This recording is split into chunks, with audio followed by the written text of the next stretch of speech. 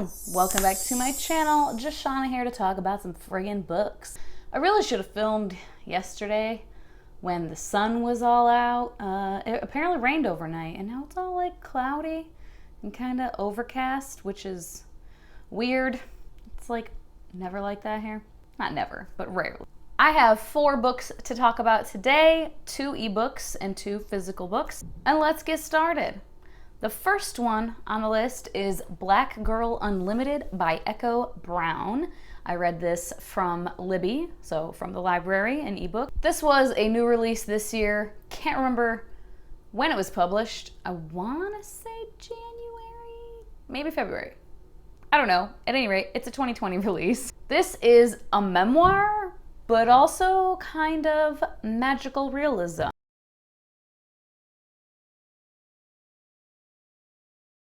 It is about Echo Brown's childhood growing up on the east side of Cleveland, which I have been to. I dated a dude who was from there. Actually, I've dated 2 dudes who were from there, but I went there with one of them. And in this area, poverty, drug abuse, alcohol abuse are very prevalent. Her parents are addicted to crack. There's a lot of that, you know, how that impacted her as a child. Seeing that, knowing it was going on, the behavioral things from doing that. She has 2 younger brothers, and she is a star student. The magical realism comes into play because she discovers that she is a wizard. And in this world, women can be wizards. She doesn't know it at first. Her mom is also a wizard, as well as some other women in her life. And she kind of discovers it throughout the years, like different women and girls that she knows are wizards. She can slow down time to perform miracles, which basically are always moments of trying to set someone right, trying to make someone see the best version of themselves and to aspire to that. This book deals with a lot of really important themes: loss of friendship, changing friendship, gaining unlikely friends, kind of, you know, judging books by their cover versus not doing that, sexism, just general sexism, but then more specifically sexism within the Black community or misogyny within the Black community. Racism, definitely, drug abuse, obviously, just substance abuse in general, sexual abuse, abject poverty, and just trying to climb up out of the trauma of all of these things when you're living within systems that are set up for you to fail, essentially. And that's kind of the general overall theme of the book, I would say. Kind of the complexities of that.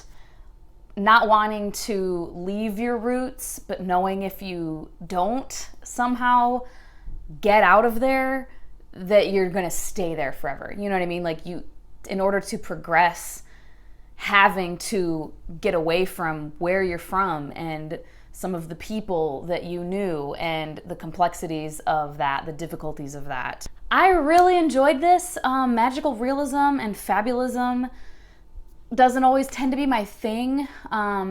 It's not that like it's difficult for me to like believe or anything like that. I mean, I read fantasy all the time, so I can suspend my disbelief to kind of get into this world. It's just that a lot of times the worlds, I don't know, I just don't connect with them, I guess. And I think probably because this was memoir, I don't know, I really got into the story and what was happening to her, how things were gonna turn out. I mean, you kind of know that things turn out sort of positively, at least. At the very least, you know that because it's her memoir and she's writing it. And like, I had looked up Echo Brown to see kind of what her life is about and what she is about. And she's a really cool person from all the bios I read. So yeah, you knew that like it was gonna end pretty positively, but still just like how she got there and things that happened along the way and the people she met along the way and the relationships she developed along the way. It was really interesting. And there were so many profound moments that I highlighted, and I got a little teary-eyed a couple of times, which is not the norm for me typically. This one, I won't say what she's like referencing, but it's our main, well, not character, it's Echo Brown saying, "I don't need justice, I've learned how to live without it." And that just made me cry. Like, And I know that's a truth for so many people, so many Black kids, Black people, and just people of color in general, marginalized people in general. And it's just really sad. And I'm aware of this, but just when you're confronted with it again and again, it's sad every fucking time, you know? And we have one person in the story, and this is where the kind of misogyny within the Black community is portrayed. We have a character who's one of her peers, Black boy, and he's very like fight the power, fight the man, you know, all into that. And she always feels some kind of way about it. And she says, he doesn't see all the wounds I have from Black men also. His wounds are from the man, and mine are from men, all the men, including Black men. And that whole conversation in this book I thought was just super important and really profound. The misogyny that Black women suffer from just in general in life, but even from within their community. And it's an important thing. It's that intersectionality, you know what I mean? And it's an important thing to be aware of and to talk about. And then I don't think it's a spoiler because again, like I said, you know, it's a memoir, so you know that she goes on to do wonderful things. And a kind of a theme throughout is that she always had this dream of helping other girls, like of growing up and helping young girls, little girls, you know, specifically Black girls, but just girls in general. And the final sentence of the book, like I might get teary-eyed reading it. I'm going to. Because she's been through all this shit. I'm getting teary-eyed. And she says, I think again about all of those little girls. I'm coming, I say quietly to myself. Oh man, it just gets me. It just gets me. I just think it's, like I said, so profound. It's not like purple prose, like super flowery, like beautiful language necessarily, but it's just profound as fuck. And yeah, I really, really liked all of that. There were many more moments like that, but those were just like my favorites, you know? On my 1 to 10, I gave this an 8.3, which translates to 5 pushinicorns.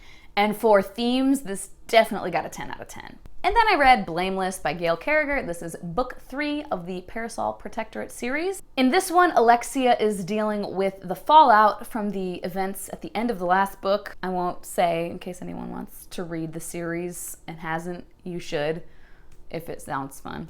She travels through France and then to Italy, and hijinks ensue. Madame LeFou is with her on her travels, as well as Flute, and I just love Madame LeFou, and I also like Flute too. Flute is very mysterious, and in this one, we kind of start to get a little more like teases of Flute's importance, and that he has a history, and that we should probably be curious about it. And Lord Macon is being ridiculous for most of this book, and Professor Lyle, his beta, is basically trying to like take care of him and take care of the pack and just handle business while Lord Macon is being out of control. We also learn a lot more about Alexia's soulless nature in this book. She gets some answers and some more questions pop up from those answers, but we do get a little bit more of like the scientific explanation for why she is the way she is, what it means, and so on and so forth. It's just classic Alexia, classic Gail Carriger and her authorial voice. I thoroughly enjoyed it. Lord Macon is like being all pissy pants. And it says, the Douan and Professor Lyle continued their conversation as if Lord Macon weren't boiling over next to them like a particularly maltreated porridge. I am going to continue. There's 2 books left in this series. I haven't started the 4th one yet, but it's waiting. On this reread, on my 1 to 10, I gave this an 8.16, which is 4.5 pushinicorns. And then, next up, another ebook, which is a novella, and I wasn't aware of that at first until I opened my Kindle and I saw, like, you know, it shows you how short or long the book is, you know? I don't know what I'm trying to say. The bar underneath the title. At any rate, it's very short, it's a novella, and this is an adult paranormal fantasy, kind of dystopian. Oh, and the book in question is A Whisper in the Dark by KJ Sutton and Jesse Elliott. And there's gonna be 4 novellas, and they're all coming out within just a couple weeks of each other. And the second one comes out on Tuesday, actually, and I have pre-ordered it. And then once they're all out, there's gonna be a print copy of like all 4. And it's just like book 1, book 2, book 3, book 4 type of thing. So in this world, a virus has nearly wiped humans out. Too real. I mean, that's not true, but you know what I'm saying. Just virusy things right now. If you're a little sensitive to that, they don't really go into it. Like that has happened like many, many years past. And now this is, again, the dystopian future. There are like 5 or 6 cities left on Earth, and they are all ruled by vampire royalty, vampire kings. I don't know if they were queens. I don't think there were queens referenced. It was all just kings. There are also fairies and shapeshifters and probably other stuff. But in this one, I think those were the only other supernatural creatures that were referenced. And our main character, Charlotte, or Charlie, is one of the many royal children of the vampire king of Nouvelle. He's ruthless and incredibly cruel and fucking terrible, but Charlie is his favorite child, and he's got like 9 wives, so he's just got kids everywhere, whatever. But yeah, she is his favorite by far. He dotes on her. She can do no wrong. She grows up on the royal estate and essentially isn't in the outside world other than to go party. But then something happens that ostracizes her from her entire family, and she's got to figure shit out on her own. So obviously, being a novella, it was pretty short and a little difficult for me to get like fully grasped by the story, but I'm definitely intrigued. I mean, I pre-ordered the next one, right? I did enjoy the characters. Drew in particular, he is a human and he is just so sweet. And Charlie also was an enjoyable character. She's incredibly naive and terrified of the outside world, but like understandably so. The writing style was perfectly fine. I wasn't necessarily grabbed by the authorial voice or anything like that, but you know, that's fine. The hunger described by like how vampires feel the hunger for the blood, I thought it was done pretty well. It was kind of interesting. They talk about like their gums like hurting or being sore almost, and I thought it was really good descriptions of that. And yeah, the plot was good. Like I said, it was really short, so it was hard to get like, oh my god, I love this. But my interest is piqued. I'm very curious to see what happens and to see how it continues and how I continue enjoying it. So for this novella, I gave it a 6.6 on my 1 to 10 scale, which translates to 3.5 Pushinicorns. Next up, I read The Unspoken Name by A.K. Larkwood, and it took me a hot minute to read. It's not that long necessarily, but I don't know why. It just took me a hot ass second. This is adult fantasy. We do start off at the beginning with our main character as a young girl. She's like 14, but then we quickly jump ahead, and then she's like in her early 20s, I wanna say, yeah. Or is she like 19? I don't know, it's categorized on Goodreads by a lot of people as adult, so I don't know, new adult, if you wanna call it that, but I know people are like, that's not a real genre, whatever. This is like portal magic, or portal worlds, I guess. Not necessarily portal magic, but yeah, we have portal worlds that you have to travel through these gates to get to all these different worlds, and there's different cultures in each world, and they know about each other and everything, and you can like just travel, you get on these boats, or yeah, they're like airships. They get on these airships. Gods and goddesses, and they are very real in this world and kind of linger and can do shit in the world. And we have our main character, Xorwe. I was saying it so wrong before because I was adding letters to it when I talked about this in a book haul, I think. I was like adding another S or some shit, but it's Xorwe, like doorway. It literally says that in the book. And she is the chosen bride of her culture's deity. She's basically a sacrificial lamb. She is raised from birth to be revered and pampered and coddled and kept pure and whatever. And then at age 14, you gotta go sacrifice yourself to this god, and the god like eats you and kills you. But then a wrench gets thrown into that plan, and she has an alternative option, and she takes it and she doesn't die.